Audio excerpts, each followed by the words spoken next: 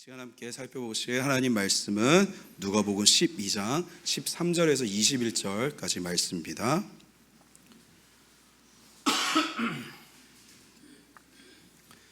누가복음 12장 13절에서 21절까지 저 여러분이 교독하도록 하겠습니다. 제가 먼저 읽겠습니다. 무리 중에 한 사람이 이르되 선생님, 내 형을 명하여 유산을 나와 나누게 하소서 하니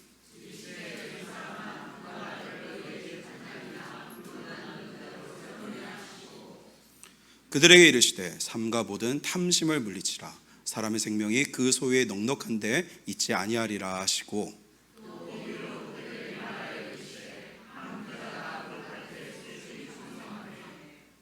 심중에 생각하여 이르되 내가 곡식 쌓아둘 곳이 없으니 어찌할까 하고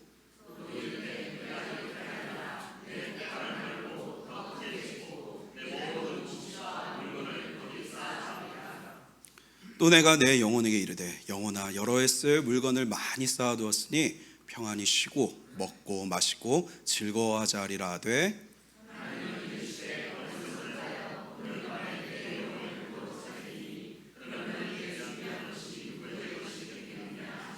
함께 읽도록 하겠습니다. 자기를 위하여 재물을 쌓아두고 하나님께 대하여 부요하지 못한 자가 이와 같으니라. 아멘. 여러분 혹시 전래동화 좋아하십니까? 어렸을 적에 할머니 품이나 엄마 품에서 여러 가지 옛날 이야기들 많이 들었던 그런 기억들이 분명 있으실 텐데요. 청개구리 이야기 다들 잘 아실 거라고 생각합니다. 이 청개구리 엄마와 아들이 함께 살았는데 아들이 항상 엄마 이야기하는 것에 어떻게 반응합니까? 정반대로. 왼쪽으로 가라 하면은 오른쪽으로 가고 뒤로 가라 하면 앞으로 가고. 그 정반대로 행동하는 것 때문에 생긴 일을 다룬 아주 유명한 동화 이야기죠. 그래서 우리가 흔히 말한 것과 이 정반대로 하는 사람들이나 또 이게 부모 말 지질이 안 되는 애들을 향해서 우리가 보통 뭐라고 합니까? 아이고 청개구리 같은 녀석 뭐 하면서 이렇게 이야기를 하지요. 혹시 주변에 이런 청개구리 같은 분들이 있으십니까? 아마 보통 자녀들이 그럴 경우가 많을 텐데요.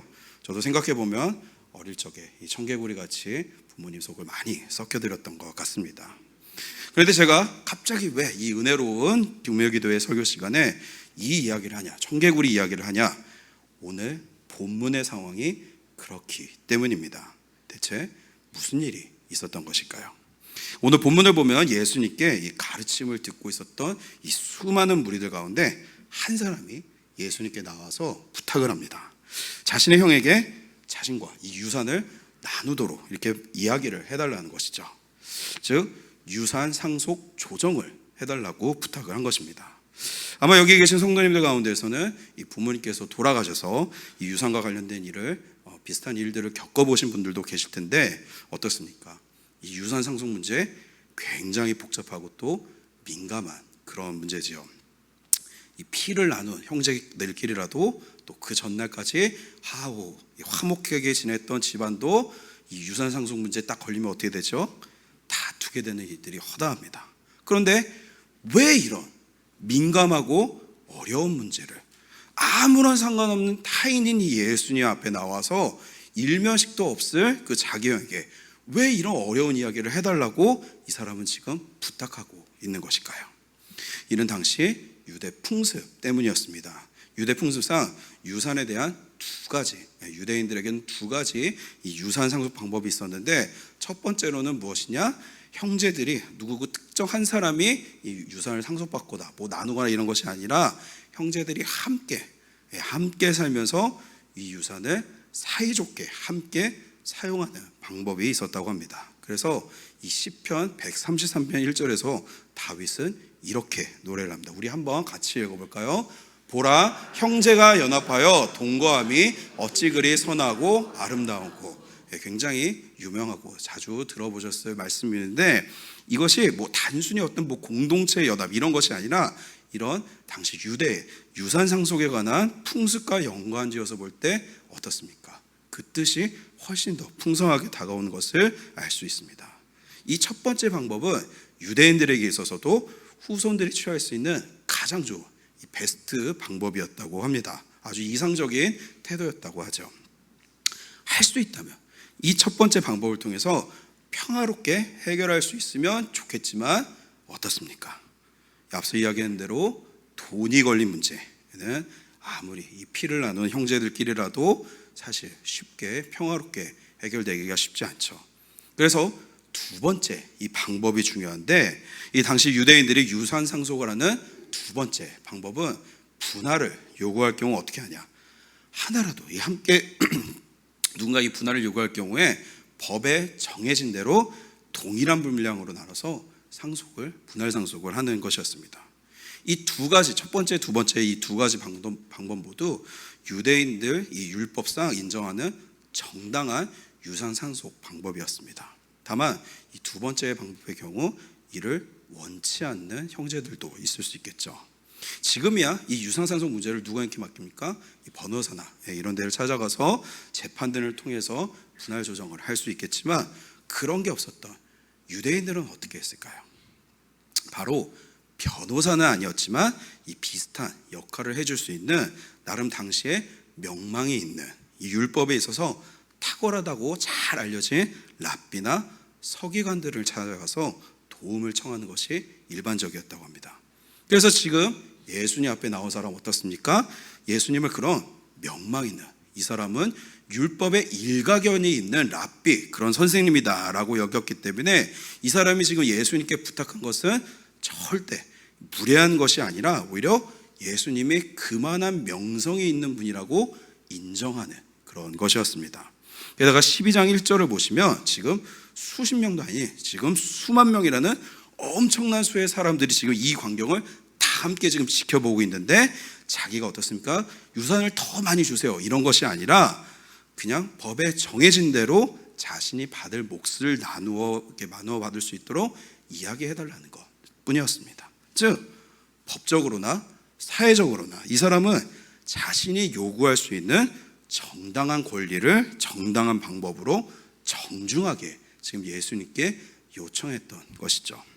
그리고 이것은 여담이지만 이후 예수님께서 하신 비유 말씀에서 이 부탁을 하는 사람에 빗댄 부자가 정당한 방법으로 재물을 얻은 사람이라고 소개하고 계시기 때문에 예수님 역시 이 사람이 지금 정당한 요청을 하고 있다는 것을 절대 모르시거나 하지 않으셨습니다.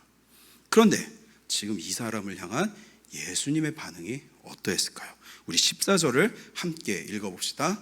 이르시되 이 사람아 누가 나를 너희의 재판장이나 물건 나누는 자로 세웠느냐 하시고, 지금 예수님은 이 사람이 정당한 요청을 했는데도 불구하고 어떻습니까? 화나게 계신 것 같죠? 분노하고 계십니다. 아니 누가 나를 너희의 재판장이나 물건 나누는 그런 사람으로 세웠냐며 지금 예수님께서 화를 내고 계십니다. 아니 평상시 이 바리새인들의 그 말도 안 되는 그 무리한 부탁이나 억지 주장, 그 비아냥에도 침착하게 대응하시면서 그 얘기하시던 예수님이 왜 지금 이 사람의 정당하고도 정중한 이 부탁에 왜 이렇게 날이 서 있는 것 같은 반응을 보이고 계신 것일까요? 여기에 바로 오늘 본문의 핵심이 있습니다. 앞서 제가 얘기했던 청개구리 이야기 기억하십니까? 네, 지금 이 유산 상속 조정을 부탁한 사람이 예수님 앞에서 완전히 청개구리와 같은 반응을 하며 예수님 앞에 나왔기 때문입니다. 앞선 11장에서 예수님께서 그 이 앞에 무슨 얘기를 대처하셨길래 지금 이 사람의 반응이 청개구리라고 하는 걸까요? 앞선 11장에서 예수님께서는 제자들과 지금 모인 무리들을 향해서 당시 이 종교 지도자였던 바리새인들의 위선과 탐욕을 꾸짖었습니다.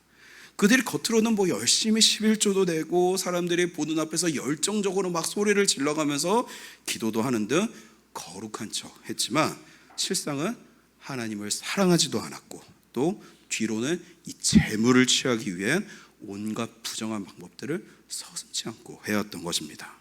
그래서 오늘 본문 바로 앞 구절까지 예수님은 이런 바리새인들의 누룩, 그들의 이 위선을 조심하라고 가르치셨습니다.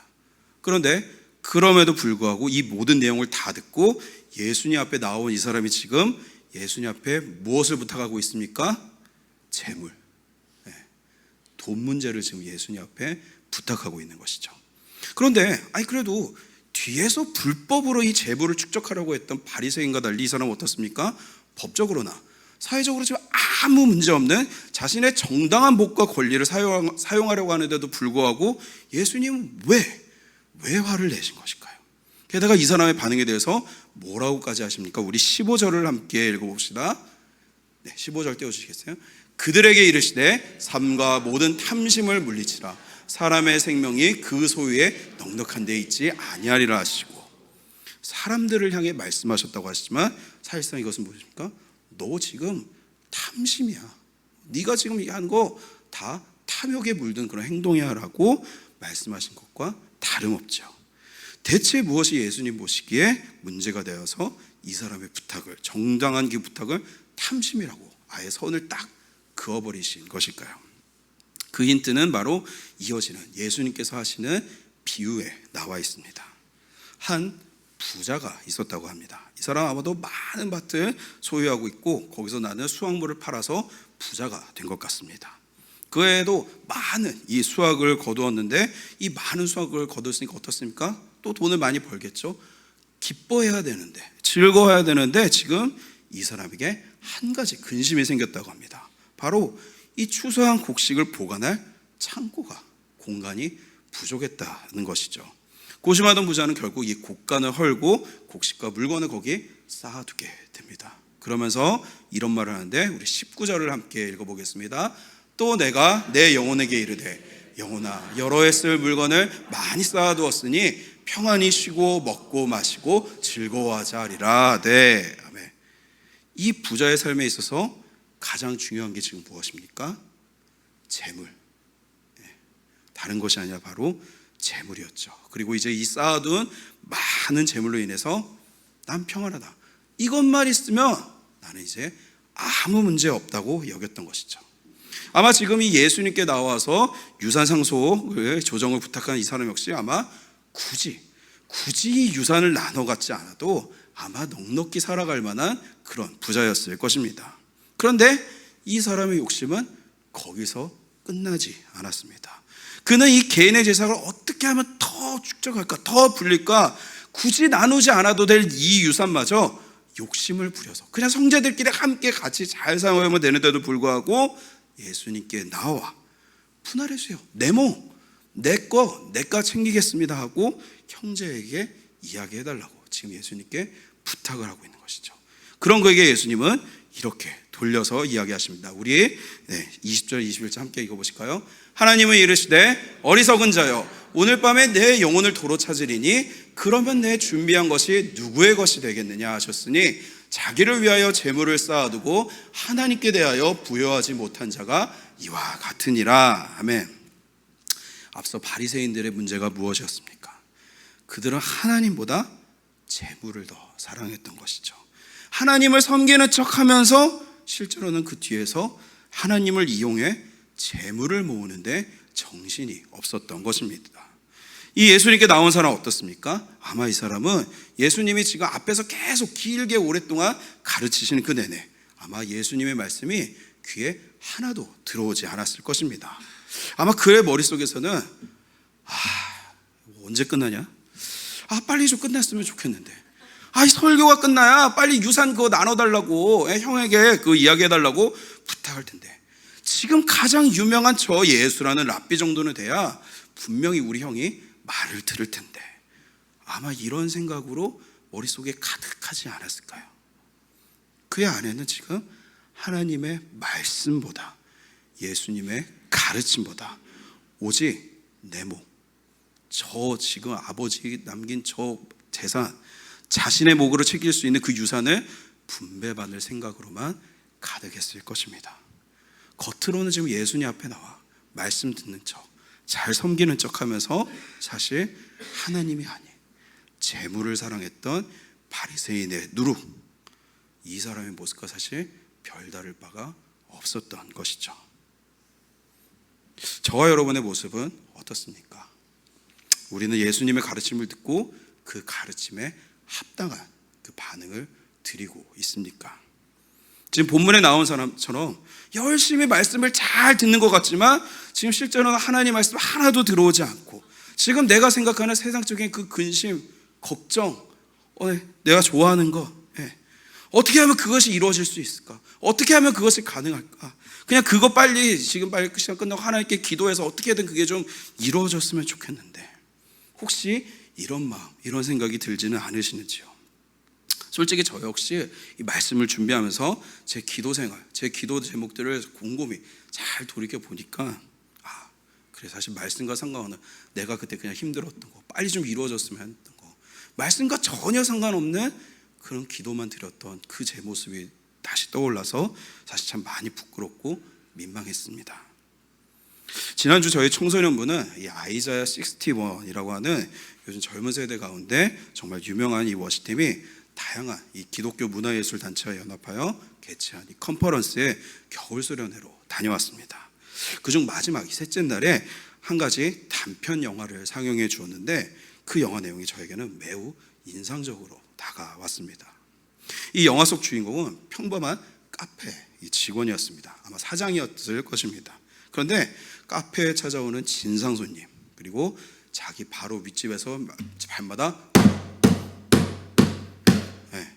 층간소음, 밤마다 쿵쿵쿵쿵 울리는 그 층간소음, 그리고 돈까지 빌려주어서 유학을 보냈던 여자친구가 잠수를 타는 등, 말 그대로 정말 좀 속된 말로 죄송합니다, 재수 옴붙은, 정말 뭐 하나 제대로 되는 없는 그런 아주 재수가 없는 그런 사람이었습니다.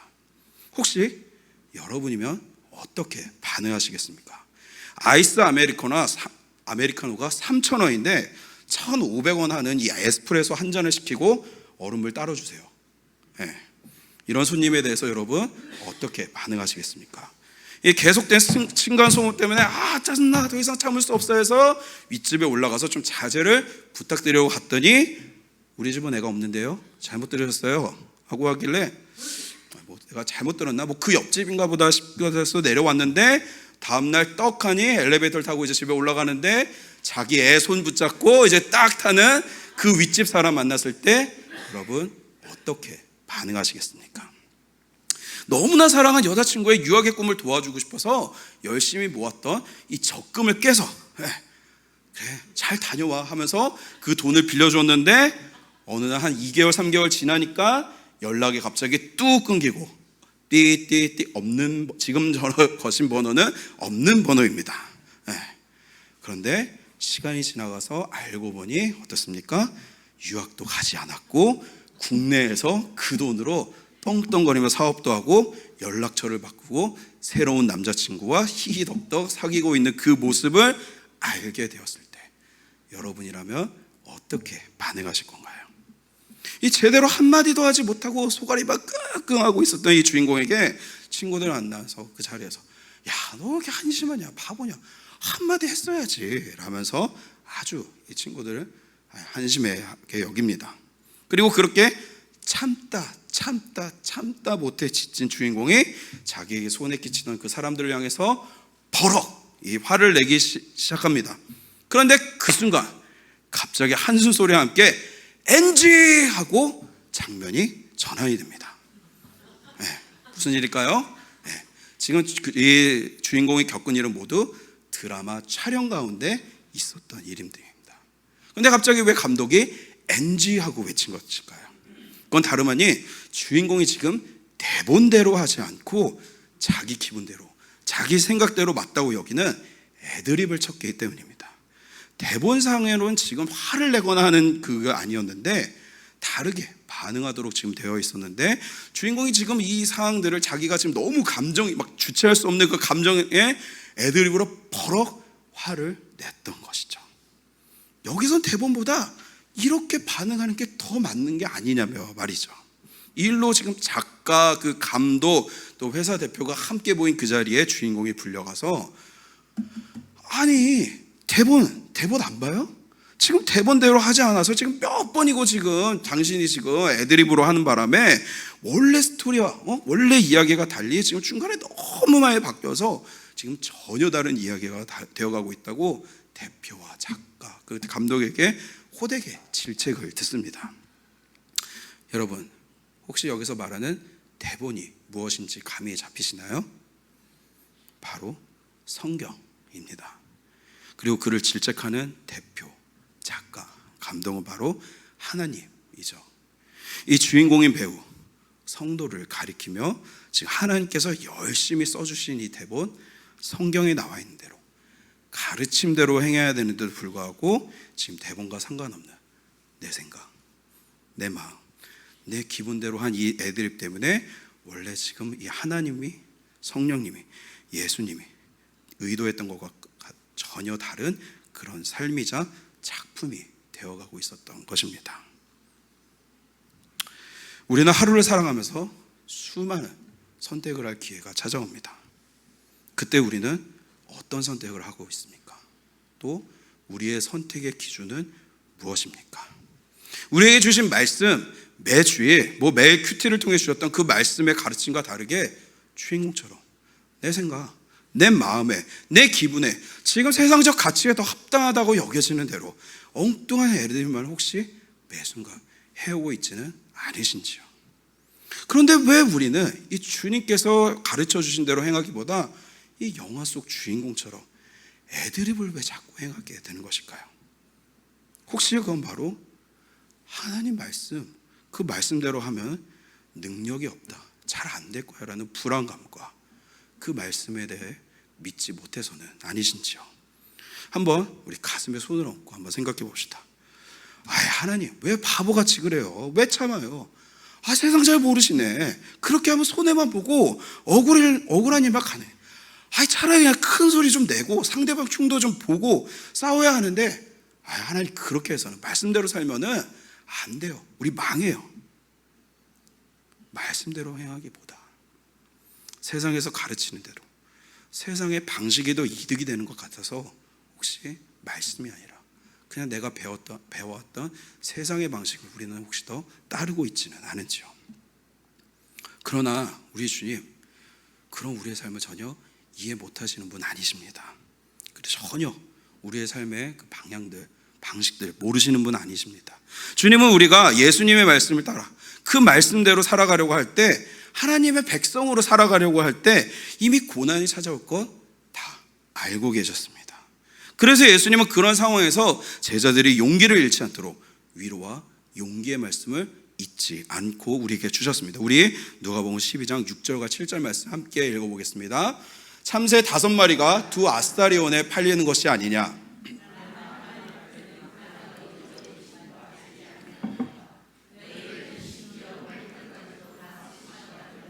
두려워하지 말라. 너희는 많은 참새보다 더 귀하니라. 아멘. 저 참새도 하나님께서 잊지 않으시고 돌보시는데 너희는 그 참새보다 귀하니 걱정하지 말라는 것입니다. 그런데 예수님께서는 왜 하필 그 많은 새 중에서 참새를 예로 드신 것일까요? 당시 이 유대인들 이 시장에서 살 수 있는 가장 저렴한 식재료가 바로 이 참새 고기였다고 합니다. 일반적으로 설교에서 예수님 시대에 하루 이 노동급여가 한 데나리온이라고 하는 설교 그런 내용들 많이 들어보셨죠? 이 아사리온, 데나리온 모두 이 로마에서 통용되는 화폐의 단위이자 동전이었는데 1아사리온은 1데나리온의 16분의 1 정도의 가치였다고 합니다. 아까 5마리의 2 아사리온이라고 했죠. 그만큼 누구나 쉽게 누구나 아무 부담 없이 살 수 있는 그런 싸구려 식재료였던 것이죠. 여기서 중요한 건 가장 저렴하고 하찮은 누구나 살 수 있는 이 식재료의 참새, 가장 보잘것없고 아무도 중요하다고 여기지 않는 저 싸구려 저 참새조차도 하나님께서 한 마리도 잊어버리지 않으시고 돌보시는데 하물며 우리는 어떻다고요? 그 머리털 한 올 한 올까지도, 이 머리털 한 올 한 올까지도 다 세고 계실 정도로 너무나도 아끼고 소중하게 여기신다고 주님은 우리에게 분명하게 약속하고 계십니다. 여러분 한 분 한 분 모두 하나님의 소중한 보물과도 같은 하나님의 자녀이심을 믿으십니까? 정말로 믿으십니까? 그렇다면 두려워하지 마십시오. 근심하지 마십시오. 주님께서는 여러분이 이 세상 일로 두려워하거나 근심하지 않기를 바라십니다. 십자가에 달려 돌아가시기 전 주님은 제자들에게 이렇게 말씀하십니다. 주님의 약속의 말씀이 우리 요한복음 14장 27절 말씀 함께 읽겠습니다. 평안을 너희에게 끼치노니 곧 나의 평안을 너희에게 주노라. 내가 너희에게 주는 것은 세상이 주는 것과 같지 아니하리라. 너희는 마음에 근심하지도 말고 두려워하지도 말라. 아멘. 마음에 근심하지도 말고 두려워하지도 말라. 주님께서 우리에게 주시는 것이 무엇이라고요? 평안임을 믿으시기 바랍니다. 여러분, 이 믿음이 정말로 중요합니다. 하나님께서 우리를 지키시고 평안을 주시기 원하시는 분이시라는 이 믿음이 없다면 우리는 감히 이 죄악과 어두움이 가득한 이 세상 속에서 사탄이 주는, 우리에게 날마다 끊임없이 주는 그 문제, 시험, 유혹 가운데 말씀을 지키며 살아갈 힘조차 없는 우리는 사실 그런 나약한 존재들이 아닙니까? 그런데 어떻게 이 평안을 주신다는 것일까요? 우리에게 찾아오는 여러 가지 관계의 문제, 돈 문제, 직장에서의 문제, 학원 문제, 취직, 결혼, 자녀 문제, 노후 문제, 우리 인생을 망가뜨릴 것처럼 지금도 막 칼을 들고 달려오는 것 같은 저 복잡하고 무서운 그 모든 문제 앞에 대체 어떻게 해야, 대체 뭘 어떻게 해야 우리가 이 평안할 수 있는 힘을, 하나님의 말씀을 거역하지 않고 온전히 따를 수 있는 이 힘을 얻을 수 있다는 것일까요? 주님은 오늘 이 본문의 유전상속을 부탁한 사람처럼, 영화 주인공처럼 세상 방식을 따르거나 애드립을 치지 않고 하나님의 말씀대로 대본을 충실히 이행할 수 있는 이 힘과 평안을 얻을 수 있는 유일한 방법을 알려주시는데 바로 성령님입니다. 우리 앞서 읽은 요한복음 27절에 바로 앞절 26절을 한번 같이 읽겠습니다. 보혜사 곧 아버지께서 내 이름으로 보내실 성령, 그가 너희에게 모든 것을 가르치고 내가 너희에게 말한 모든 것을 생각나게 하리라. 아멘. 그리고 오늘 유산을 나눠달라는 요청 바로 이전에 예수님의 마지막 가르침 역시 이랬습니다. 누가복음 12장 11절 12절로 함께 읽겠습니다. 사람이 너희를 회당이나 위정자나 권세 있는 자 앞에 끌고 가거든 어떻게 무엇으로 대답하며 무엇으로 말할까 염려하지 말라. 마땅히 할 말을 성령이 곧 그때에 너희에게 가르치시라 하시니라. 아멘. 주님은 우리가 말씀대로, 주님의 가르침대로 살아가려고 할 때 삶에 어려움이 찾아온다는 것을 모르시지 않았습니다. 오히려 그 어려움을 능히 이길 방법과 힘을 우리에게 주셨는데 누구라고요? 성령님. 우리와 함께 하시는 성령님을 통해서 우리가 그 모든 환난, 고난을 이길 수 있도록 힘과 능력, 모든 것을 다 주신다고 우리에게 약속하고 계십니다. 여러분, 이 시간 그 무엇도 아니, 재물도 아니, 세상의 능력, 지위, 사람, 인맥 이런 것들이 아니라 성령님을 의지하시기 바랍니다. 여러분, 근데 기도 역시도 마찬가지입니다. 오늘 이 시간 무슨 기도를 어떻게 하시려고 이 자리에 나오셨습니까? 바울은 우리가 기도할 때 이렇게 기도하라고 가르쳐줍니다. 우리 에베소서 6장 18절을 함께 읽겠습니다. 모든 기도와 간구를 하되 항상 성령 안에서 기도하고 이를 위하여 깨어 구하기를 항상 힘쓰며 여러 성도를 위하여 구하라. 아멘. 바울뿐만 아니라 예수님의 동생 유다 역시도 유다서 1장 20절에서 동일하게 이야기합니다. 사랑하는 자들아, 너희는 너희의 지극히 거룩한 믿음 위에 자신을 세우며 성령으로 기도하며. 지금 유다서에서 성령으로라고 되어 있지만 이 부분 역시 헬라어 원어로 우리가 살펴보면은 바울의 가르침과 동일하게 성령 안에서 기도하라고 이야기를 하고 있습니다. 이처럼 성경은 우리가 기도할 때 누구 안에서 기도하라고요? 성령님 안에서 기도하라고 가르쳐 주십니다. 왜 그럴까요? 그분이 지금 예수님을 대신하여, 하늘에 올라가신 그 예수님을 대신하여 우리와 함께 하시는 보혜사이시기 때문입니다. 이 보혜사를 헬라어 원어로 살펴보면 파라클레이토스라고 하는데, 이는 법적인 보호자, 변호사, 위로자, 돕는 자라는 뜻을 가지고 있습니다. 즉 우리와 함께 지금 함께하고 계신 이 하나님은 성령님인데, 그분이 우리의 하나님 나라의 법적 보호자이시며 위로자이시며 돕는 자이시니 그분이 나와 함께 있음을 믿고 성령을 의지하여 기도하는 것, 그것이 바로 성령 안에서 기도하는 것입니다. 또한 우리가 이렇게 성령님을 의지하여 기도할 때 하나님이신 성령님께서 우리의 기도를 도와주십니다. 우리의 기도와 성령님의 기도는 다릅니다. 우리는 본문에 나온 사람처럼 내가 원하는 것만을 주님 앞에 구할 때가 많지만, 성령님은 하나님의 뜻대로 성도를 위하여 우리의 간구를 도와주시는 분이십니다. 내 뜻이 아닌 하나님의 말씀에 합당한 반응을 할 수 있도록 성령께서 우리를 도와주시는 것이죠. 그렇게 기도할 때 결과가 무엇입니까? 평안입니다. 평안. 하나님이신 성령을 의지하여 기도할 때 그분이 우리의 삶을 인도하여 주실 것이고, 그 가운데 우리 삶에 비로소 평안, 세상이 줄 수 없는 그 예수님의 성령님의 평안이 우리 안에 깃들 수 있다는 것입니다. 말씀을 맺겠습니다. 사랑하는 성도 여러분, 성령님을 의지하여 주님의 말씀에 합당한 반응을 하시기 바랍니다. 청개구리처럼 예수님이 하지 말라고 했던 그 부탁을 하러 나온 오늘 본문 속 사람이다. 대본대로 하지 않고 자기 감정, 기분대로 대사를 했던 영화 속 주인공의 애드립 같은 그 반응이 아니라, 주님께서 우리에게 가르쳐 주신 말씀대로, 주님의 가르침대로 주님 앞에 반응하며 나아가는 복된 저와 여러분 다 될 수 있기를 바랍니다. 그러기 위하여 이 시간 성령님을 의지하여 기도합시다. 우리를 사랑하셔서 우리의 위로자 되시고 보호자 되시며, 우리를 위해 하나님 앞에 기꺼이 우리의 모든 것을 변호해 주시고, 또한 우리의 기도를 인도해 주실 부회사 성령님 안에서 성령님을 믿고 의지하며 기도하실 때 차고 넘치게 부어주시는 그 평안을 안고 돌아가실 수 있는 복된 성도님들 다 되시기를 우리 주님의 이름으로 축원합니다.